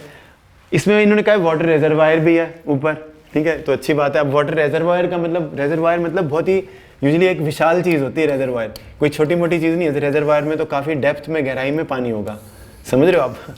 तो रेजरवायर कोई इतनी छोटी मोटी चीज़ नहीं है कि इन्होंने कहा उसको इग्नोर कर दो. इग्नोर कर दोगे तो फिर फ्लूइड स्टैटिक्स की, फ्लूइड डायनेमिक्स की रेलेवेंसी खत्म हो जाएगी. देखो coming out of the vertical cone, इन्होंने कहा ये तो एक कोनिकल ट्यूब है, पानी की पाइप है, जैसे सपोज इस शेप की है, बस मान लो मोटे वाले प्लास्टिक की पानी की पाइप है, ठीक है, जो भी पॉलीमर्स यूज होते हैं. इसका रेडियस यहाँ पे आ रहा है, यहाँ पे स्मॉल आ रहा है. तो ऐसे ही क्वेश्चन आते हैं कि ये टैप है, यहाँ पे ये टैप है, और टैप से पानी की एक स्टीम निकल रही है. तो जो पानी की स्टीम निकल रही है वो ऐसे जा रही है, ठीक है, और आपको यहाँ का एरिया दे देते हैं, यहाँ का एरिया दे देते हैं, यहाँ की वेलोसिटी दे देते हैं, और यहाँ की वेलोसिटी निकालनी होती है. तो बर्नौलीज थ्योरम और इक्वेशन ऑफ कंटिन्यूटी से हो जाती है, लेकिन उसमें एक एजम्पशन होती है कि यहाँ और यहाँ प्रेशर सेम है. कुछ ज़रूरी नहीं है कि हर स्ट्रीम में हर जगह पे प्रेशर सेम हो. दिया हुआ है तो मान के कर सकते हैं, क्योंकि अगर मान लो ये जस्ट टैप के अंदर ही है थोड़ा सा, तो फिर यहाँ का प्रेशर और यहाँ का, नॉर्मली इस क्वेश्चन को कैसे करते हैं बुक्स में, या आप कहीं पे भी सोल्यूशन देखोगे तो ऐसे कर देंगे, और आपको आ भी सकता है ठीक है ना. तो यहाँ के प्रेशर को भी एटमॉस्फेरिक मान लेते हैं, यहाँ के भी, जो पानी निकला है ना टैप से, अगर वो बाहर निकल गया, यहाँ के प्रेशर और यहाँ के प्रेशर को इक्वल मान के कर देते हैं. कई बार तो क्वेश्चन में दिया होता है assume pressure everywhere is same in this, फिर बर्नौलीज थ्योरम लगाते हैं, तो P1 और एक तरफ और P2 दूसरी तरफ आएगा, P1 और P2 सेम करके दोनों तरफ से कैंसिल कर देते हैं. इसमें भी ऐसे ही है, यहाँ के प्रेशर को और यहाँ के प्रेशर को सेम एज्यूम करके ही कर सकते हैं, अदरवाइज होगा ही नहीं है. यहाँ पे प्रेशर को हम एटमॉस्फेरिक मान लेते हैं क्योंकि ये तो काफ़ी नीचे है रेजरवायर से. मान लो पानी की टंकी ऐसे और नीचे ग्राउंड है, ऊंची पानी की टंकी है, और ये पानी यहाँ से निकल रहा है मान लो वाटर रेजरवायर से, और फिर उन्होंने कहा कि इसकी हाइट को इग्नोर कर दो, फिर तो वो इरेलेवेंट प्रैक्टिकल यूज़ तो बनेगा ही नहीं ना. तो यहाँ पे प्रेशर को हम एटमॉस्फेरिक मान लें और यहाँ पे भी एटमॉस्फेरिक मान लें, या यहाँ पे दोनों के प्रेशर को सेम मान लें, तो हम इस प्रॉब्लम को सॉल्व कर सकते हैं. तो क्वेश्चन में कई बार ये दिया नहीं होता, ऐसे इसमें भी प्रॉब्लम है, इसमें दिया नहीं हुआ इन्होंने कि इन दोनों प्रेशर को सेम मानना है. कई बार तो क्वेश्चन में दिया होता है, आप लोगों को तो कम एक्सपोजर है और इसलिए मैं आपको बता रहा हूँ क्वेश्चंस का. तो नॉर्मली अदरवाइज इनमें आंसर आएगा ही नहीं. तो when water is flowing out of some tap और some jet something like that, उसमें भी प्रेशर अगर इक्वल दिया हुआ है इन दो पॉइंट्स पे तो उसको सेम मानना होता है, नहीं देंगे तो भी आप सेम मान के नहीं करोगे तो फिर वेरिएबल ज़्यादा आ जाएंगे, अगर आपने सेम मान के उनको नहीं किया आप कैलकुलेट नहीं कर पाओगे। ठीक है, तो ये कई बार एग्जाम्स में और बुक्स में जो गलत क्वेश्चन दिए होते हैं मैं आपको बता रहा हूँ। तो अगर आप स्ट्रिक्टली पढ़ोगे ना तो pressure can be different in यहाँ और यहाँ प्रेशर अलग हो सकता है। तो इसमें अब आप देखो, अब इसको तो हम कर देंगे बड़े आराम से, ठीक है, वंस यू अंडरस्टैंड दिस। तो इन्होंने कहा है कि the length of the tube is L, इसकी लेंथ एल है, ये H1 और H2 तो इरेलेवेंट है इसमें क्योंकि लेंथ दी हुई है। Velocity of water coming out to the upper end, यहाँ से जो V1 निकालना है आपको, ठीक है और यहाँ से कुछ वेलोसिटी इन्होंने V दिखाई है पर मैं अब इसको V2 कर देता हूँ। तो हमारे पास एक तो आएगा pi r square is equal to pi small r square V2। एक तो इक्वेशन ऑफ कंटिन्यूटी आ जाएगी अगर यहाँ की वेलोसिटी को मैं 2 बना लेता हूँ V2, ठीक है। और फिर बर्नौलीज थ्योरम, यहाँ का प्रेशर P1 प्लस इसको रेफरेंस लेवल मान लो बर्नौलीज थ्योरम अप्लाई करने के लिए, तो ये कितना आ जाएगा रो जी, कौन सी डेप्थ हाइट है इसकी L रेफरेंस लेवल से, plus half rho V1 square is equal to दूसरी तरफ प्रेशर P2 प्लस वो तो रेफरेंस लेवल पर ही है रो जी एच, और वहाँ पे वेलोसिटी कितनी है हाफ रो V2 स्क्वायर, ये एक्सप्रेशन आ जाएगी। अब इन्होंने दिया नहीं हुआ कि ये एरियाज में एक area capital A is very very large then small है, तो इसमें हम V1 को हटाएंगे नहीं। तो अब देखो, अब P1 और P2 को अगर आप इक्वल नहीं मानते तो इसको कर ही नहीं सकते, तो दिया होना चाहिए क्वेश्चन में assume that the pressure on both sides are same, फिर ये दोनों तरफ से कैंसिल हो जाएंगे। आ गया समझ में आपको, ये दोनों तरफ से कैंसिल हो जाएंगे। हमारे पास ये क्वेश्चन आ जाएगी रो जी एल प्लस रो तो कैंसिल ही हो जाएगा दोनों तरफ से, इसको हटा देते हैं, तो हमारे पास आएगा G L plus V1 square by 2 is equal to V2 square by 2।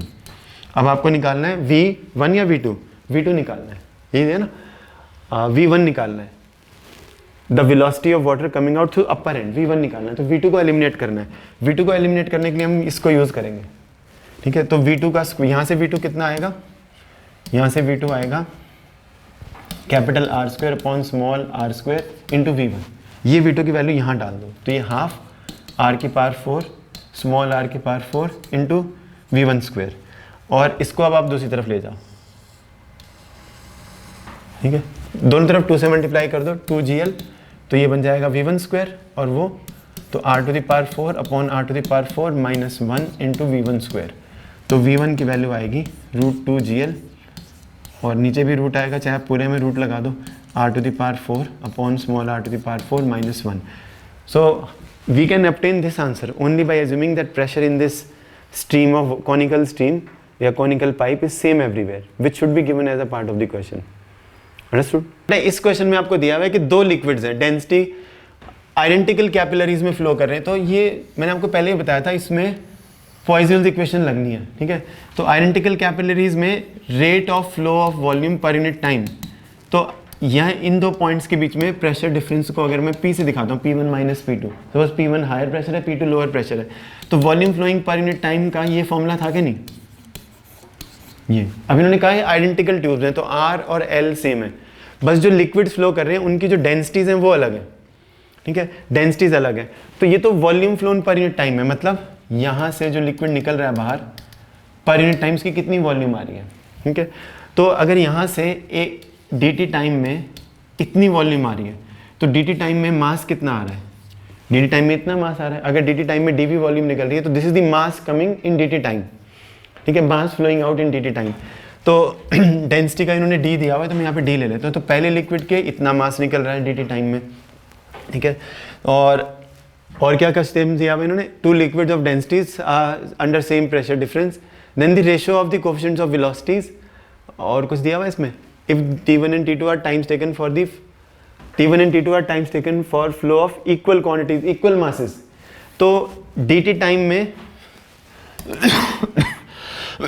dt time में इतना मास निकला, पर यूनिट टाइम कितना मास निकला, ठीक है। अगर मैं ये volume flowing per unit time है, ये volume flowing per unit time, ठीक है, तो इसको अगर मैं डेंसिटी d1 से मल्टीप्लाई कर दूं, this is the volume mass flowing out per unit time, और T1 टाइम में कितना मास निकला, इतना, this is the mass flowing in T1 time, क्योंकि यूनिट टाइम में कितना फ्लो कर रहा है, यूनिट टाइम में कितना मास निकल रहा है, यूनिट टाइम में इतना मास निकल रहा है, 1 सेकंड में इतना मास निकल रहा है, इतना मास निकल रहा है, तो T1 सेकंड में कितना मास निकल रहा है, इतना T1, और दूसरे में से कितना मास निकल रहा है T1 टाइम में, सेम एक्सप्रेशन आ जाएगी कि नहीं। तो दूसरे में से आपके पास आ जाएगा पाई पी आर की पावर 4।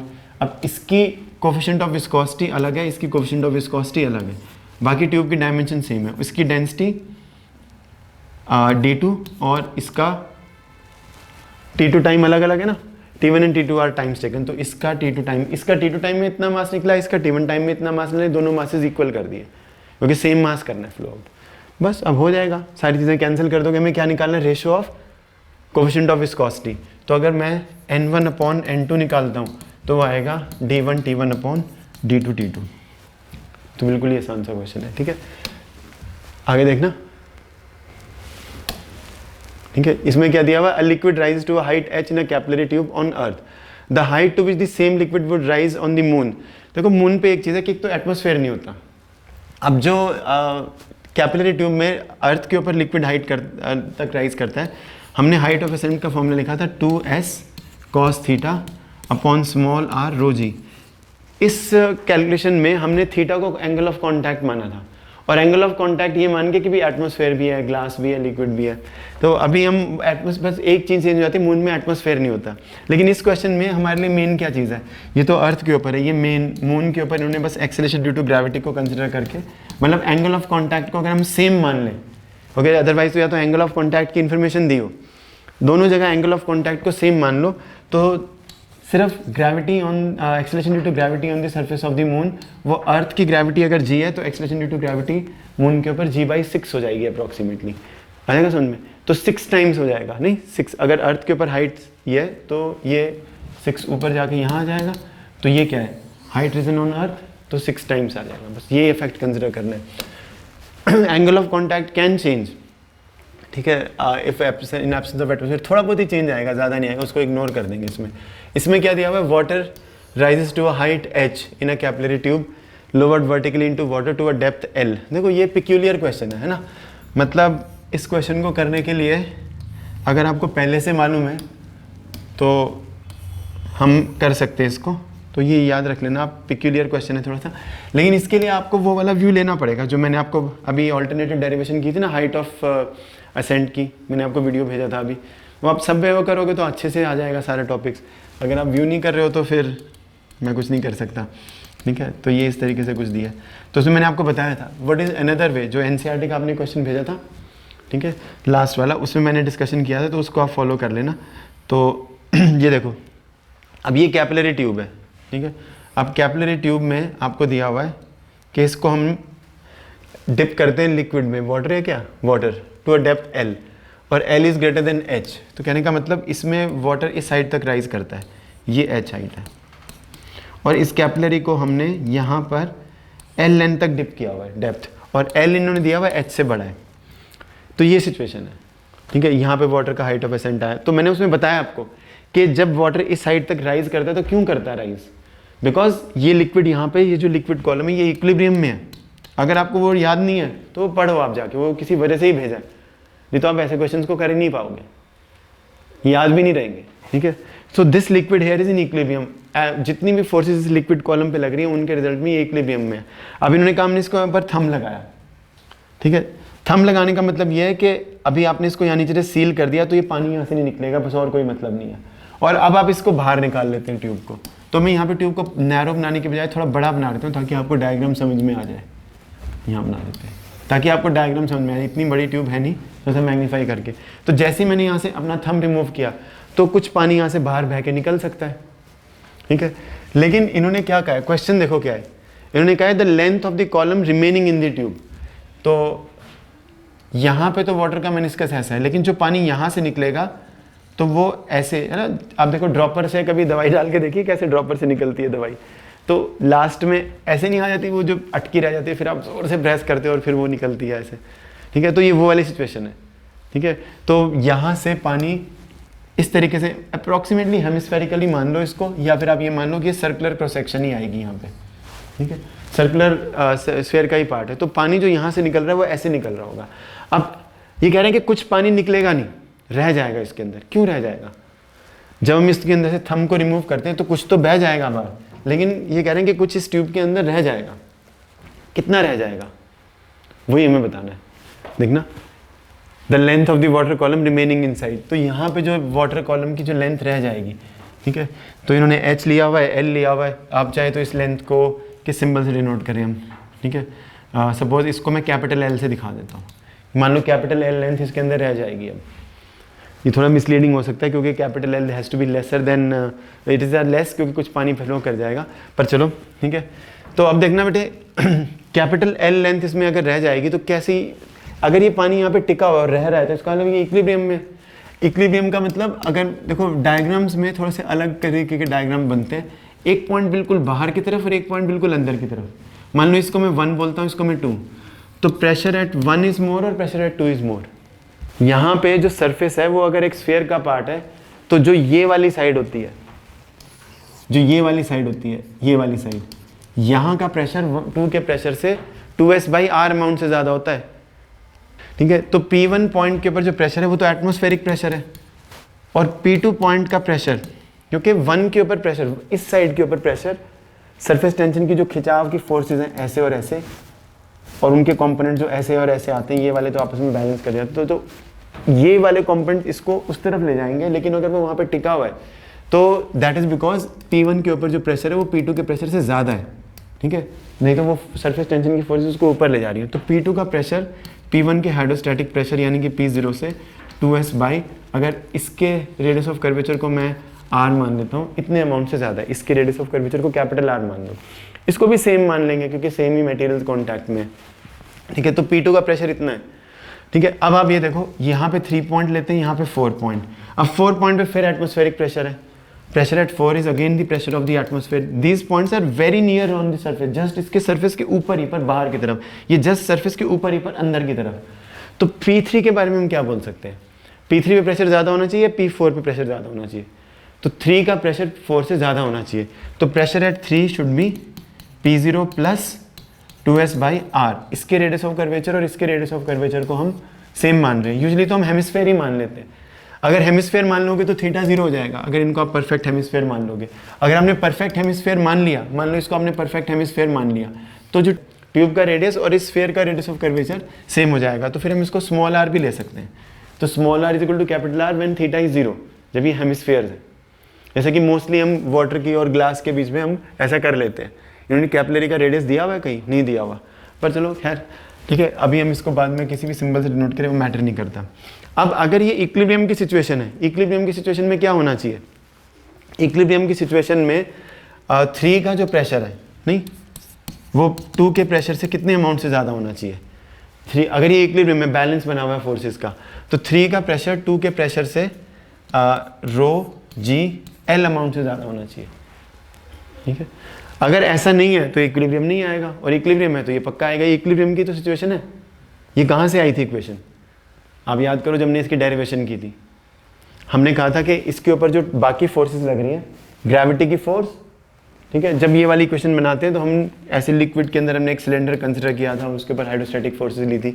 अब इसके अंदर और इसके अंदर क्या सरफेस टेंशन की फोर्सेस और है, तो जो यहाँ फोर्सेस लग रही हैं सरफेस टेंशन की जो ऊपर पुल कर रही हैं, देखो इन जनरल सरफेस टेंशन की फोर्सेस ऐसे लगती हैं ऐसे, पर अगर हेमिस्फेरिकल है तो ये वाली फोर्स, और हम कहते हैं कि एंगल ऑफ कॉन्टैक्ट अगर थीटा है तो इस फोर्स का यहाँ पे कंपोनेंट आता है DF cos थीटा, और फिर इंटीग्रेट करते हैं पूरी बाउंड्री पर, ठीक है। तो और अगर ये आपके पास आता है, ठीक है, अगर हेमिस्फेरिकल है तो ये जो DF है ये ऐसे ही बन जाती है, अगर ये हेमिस्फेयर है ऐसे, फिर तो ये ऊपर ही बन जाएंगे, ठीक है।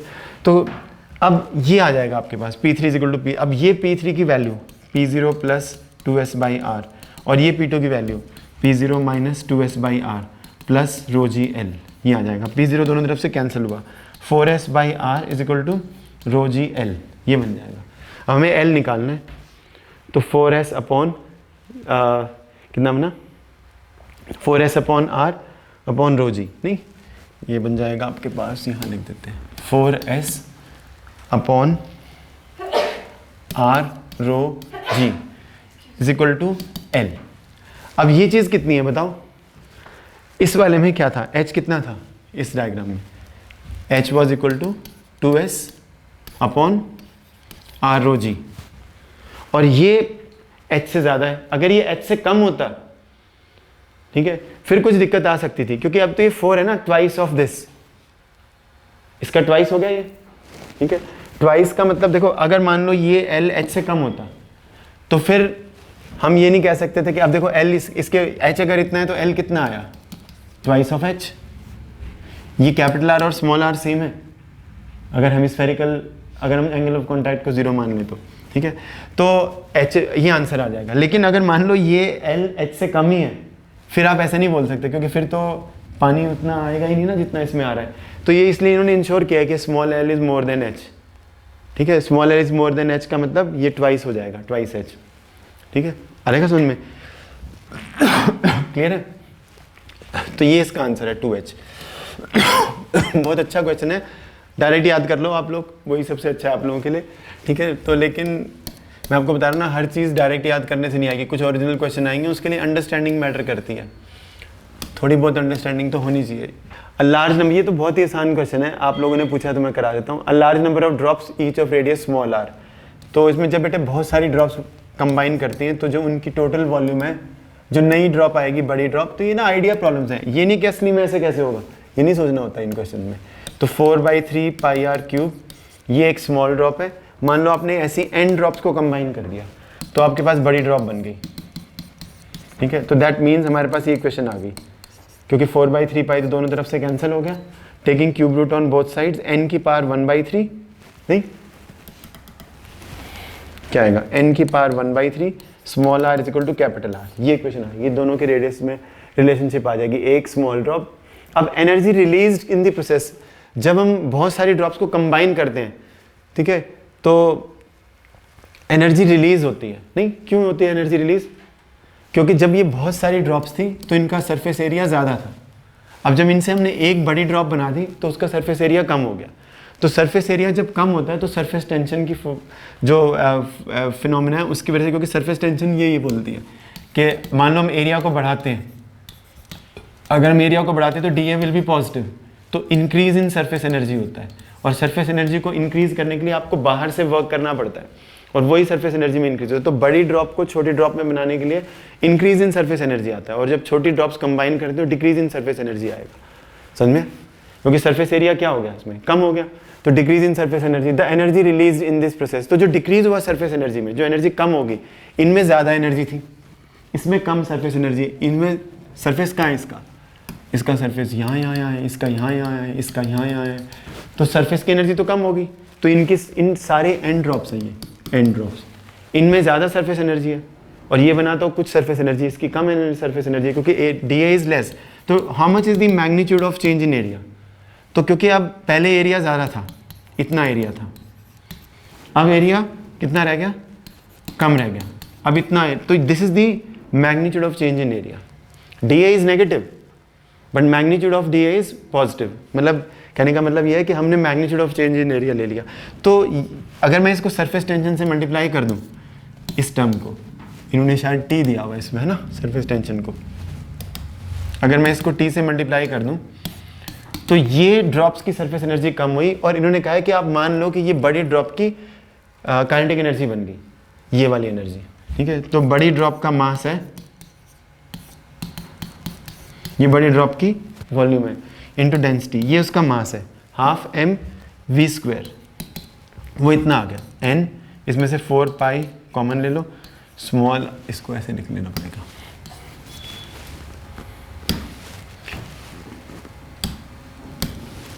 ये आपके पास आएगा 4 pi n into r square minus r square, यहाँ पे t भी है तो यहाँ लिख देते हैं t। 4 पाई तो दोनों तरफ से कैंसिल हो गया, तो कितना बचा,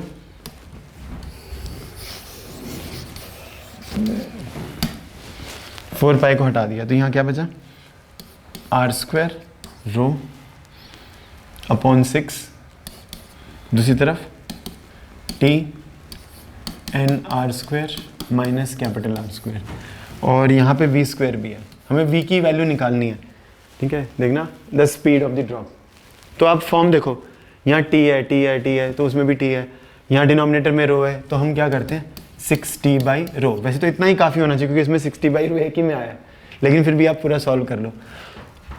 6t by rho divide by r square, इस आर स्क्वायर को हम यहाँ लिख देते हैं, ये आर क्यूब है, आर स्क्वायर नहीं है, आर क्यूब, तो इस आर क्यूब को हम यहाँ लिख देते हैं ये ऐसे, ठीक है, और ये v का स्क्वायर आएगा तो ये अंडर द रूट हो जाएगा। अब ये एक आर स्क्वायर है, एक यहाँ पे तो 1/r बचेगा, तो इन रिजल्ट में भी सब में 1/r है। तो अब ये वाली चीज़ वो बनेगी ना जो बननी चाहिए, जो बनना चाहिए वो बनेगा ही पक्का। तो यहाँ से आप देखो उसमें हमारे पास क्या है, r² है ना, ठीक है। तो यहाँ से हम n नहीं है इसमें, इनमें किसी में n नहीं है, तो n को हटाने के लिए हम क्या करेंगे, यहाँ से n की वैल्यू आएगी r/r होल क्यूब, देख रहे हैं ये स्मॉल r नीचे आ गया, क्यूबिंग बोथ साइड। तो n की वैल्यू कितनी आ जाएगी, अगर मैं n को यहाँ से हटाना चाहूँ तो कैपिटल R³ स्मॉल r³। तो ये कैपिटल R³ कैंसिल हो गया, r² से 1/r, तो एग्जैक्टली ये वाली फॉर्म बन जाएगी, ठीक है। तो ये तो आसान सा ही क्वेश्चन है, ठीक है। लाओ आगे देखते हैं, बस यही एक और बचा है ना, स्फेरिकल बबल्स ऑफ रेडियस। तो इसमें हम स्फेरिकल बबल्स बना देते हैं पहले। ये एक स्फेरिकल बबल है, यहाँ पे कुछ एयर या गैस ट्रैप होगी, एयर ही मान लेते हैं। ये दूसरा स्फेरिकल बबल है। अब ये दोनों चिपक के एक नया बबल बना देते हैं। तो ये आइसोथर्मल दिया हुआ आपको, कि आपको मानना है कि इसका टेम्परेचर T था, इसका टेम्परेचर T था। जब दोनों मिक्स होके एक नया बबल बना तो इसका भी टेम्परेचर T है। तो ये सिर्फ और सिर्फ कैसे होगा, ठीक है, जब भी आइसोथर्मल प्रोसेस है तो इसके अंदर गैस इनक्लोज्ड होती है ना, तो आपको मालूम होना चाहिए PV = nRT, ये कंसेप्ट होता है। तो आइसोथर्मल में इसके अंदर कुछ नंबर ऑफ मोल्स होंगे, इसके अंदर भी कुछ नंबर ऑफ मोल्स होंगे। तो इसमें जो एयर है उसके लिए हम ये लिखेंगे, इसमें जो एयर है उसके लिए हम ये लिखेंगे, चाहे वो एयर आइडियल है या नहीं वो मैटर नहीं करता। और इसके अंदर भी नंबर ऑफ मोल्स उतने ही आएंगे, n1 + n2। आपको मानना है हवा लीक नहीं हुई, कोएलेस का मतलब ये है कि जितनी एयर उनमें थी उतनी एयर इसमें है, ठीक है। तो इसका रेडियस हम इन्होंने दिया हुआ है स्मॉल r1, एक का रेडियस दिया हुआ है, ये तो कैपिटल R है, रेडियस तो वॉल्यूम में आएगा, समझ रहे हो आप। तो radius is enters in volume. चलो खैर, तो जो नया स्फीयर बना उसके अंदर हम ऐसे लिख देंगे n1 + n2 RT। ये समझ में आपको। अब इन डायग्राम की इतनी ज़रूरत नहीं है, पर फिर भी आप 1 मिनट के लिए और रिटर्न कर लेते हैं, देखना। तो यहाँ से n1 निकालो, यहाँ से n2 निकालो, तो क्या आएगा P1V1 RT। ये n1 की वैल्यू आ जाएगी नीचे RT, और P2V2 RT, this should be equal to PV RT। ये समझ में आपको, P1V1 + P2V2 = PV। यहाँ से क्या आएगा, ये RT यहाँ पे डिनोमिनेटर में आ जाएगा कि नहीं, और ये RT यहाँ डिनोमिनेटर में आ जाएगा कि नहीं, और ये RT भी डिनोमिनेटर में आ जाएगा। अब इन दोनों को ऐड करके इसके इक्वल करोगे और RT के दोनों तरफ से कैंसिल करोगे तो ये इक्वेशन आ जाएगी। ये सीधा लिख दिया करो, आइसोथर्मल में तो ये सीधा लिख सकते हैं। अब इससे क्वेश्चन होगा, क्योंकि हमें इसका रेडियस निकालना है। तो let the radius of this new bubble which is formed is small r। इसकी रेडियस को अगर हम स्मॉल r मान लेते हैं तो हमारे पास क्या आएगा, इसकी वॉल्यूम है, इसको हम ऐसे दिखा देते हैं, ठीक है। अब आपको बताना है इसका रेडियस कितना है। तो यहाँ पे जो वॉल्यूम है, तो P1 कौन सा प्रेशर है, जो ये वाला प्रेशर है 1 पॉइंट पे, अंदर वाले पॉइंट पे, इसको I पॉइंट मान लेते हैं, 1 की जगह I पॉइंट, इसका भी I पॉइंट, इसका भी I पॉइंट, ये वो वाला प्रेशर है। क्या बता सकते हो कि I पॉइंट का प्रेशर कितना होता है। अगर मैं यहाँ पे जो प्रेशर है उसको बाहर वाले प्रेशर को मैं P0 मानता हूँ, तो हमने सीखा है I पॉइंट का प्रेशर बाहर वाले प्रेशर से 4s by radius of this is R1, इतने अमाउंट से ज़्यादा है ये फर्स्ट स्फीयर के लिए। और इस केस में, ठीक है, इसको I1 I2 ऐसे कुछ भी मान लो, I1 I2, ठीक है। तो ये इसका जो प्रेशर है वो कितने अमाउंट से ज़्यादा है, ठीक है, वो 4s/R2 अमाउंट से ज़्यादा है। आगे समझ में, ये तो एक्सेस प्रेशर है। और एक और चीज़ भी है बेटे, जो अंदर वाला प्रेशर है वो यही वाला प्रेशर तो है ना, P1 - P0। जो अंदर जो प्रेशर है इस पॉइंट पर, तो ये गैस का ही प्रेशर है जो एयर का प्रेशर है। लोगों को यही नहीं पता एयर का प्रेशर क्या है ठीक है ना। और यहाँ पे जो प्रेशर है वो भी एयर का प्रेशर है माइनस, लेकिन इसमें इन्होंने एक चीज़ दी हुई है जिससे ये क्वेश्चन काफ़ी आसान हो जाएगा। इन्होंने कहा है इन वैक्यूम मतलब इस प्रेशर को 0 मानना है, ठीक है। और इसके अंदर जो प्रेशर आएगा P, जो कि हमें निकालना है, वो आएगा 4s/R, ठीक है। अब ये वैल्यूज जो हमने यहाँ पे P1 P2 P की निकाली ये हम इसमें डाल सकते हैं। इसमें P1 की वैल्यू डालोगे तो क्या आएगा 4s/R1। वॉल्यूम कितनी है फर्स्ट की, 4/3 πr 1 क्यूब, और सेकंड के लिए 4s बाई R2, उसकी वॉल्यूम कितनी है 4/3 पाई R2 का क्यूब, ठीक है, इज इक्वल टू इसका pressure 4s by R 4/3 pi R का क्यूब। अब ये 3 दोनों तरफ से कैंसिल, 4s इंटू 4 पाई 4s इंटू 4 पाई 4s इंटू 4 पाई, ये भी कैंसिल, ये R1 स्क्वायर, ये R2 स्क्वायर, और दूसरी तरफ R स्क्वायर, तो ये स्मॉल r आ जाएगा। ठीक है, इस क्वेश्चन को ऐसे करना है। ठीक है, इसको याद कर लो, डायरेक्ट याद हो जाता है बच्चों को ना, याद होगा, ये तो डायरेक्ट याद करने वाली चीज़ें हैं। जितने भी मैं आपको क्वेश्चंस करा रहा हूँ कोशिश करो उनमें से ज़्यादातर डायरेक्ट याद रखो।